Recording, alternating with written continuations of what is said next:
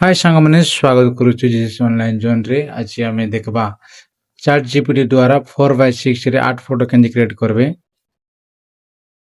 Video को शेष पर्यंत लागि रहंतु। प्रथमे क्रोम ओपन करबे। क्रोम ओपन कला परे आपण माने जो क्रिएट एन इमेज अछि सेटा आपण माने क्लिक करनेबे। प्लस आइकन रे क्लिक करी के आपण माने जर फोटो को आपण माने ऐड फोटो एंड फाइल रे क्लिक करी के जर फोटो को ऐड करनेबे। मु मोर फोटो को मु ऐड करनो अछि।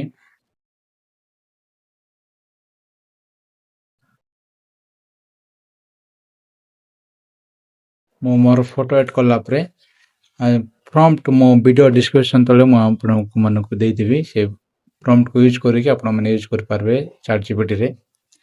मो प्रॉम्प्ट को पेस्ट कर दोछि। ए प्रॉम्प्ट को आपण माने पेस्ट करबे नले वीडियो को पॉज करी स्क्रीनशॉट मते नै पारबे। एगन आपण माने सेंड प्रॉम्प्ट क्लिक कर देबे। क्लिक करला परे से किछि समय प्रोसेसिंग नेबो। एबे क्रिएट इमेज होछि। वीडियो को स्पीड कर दोछि।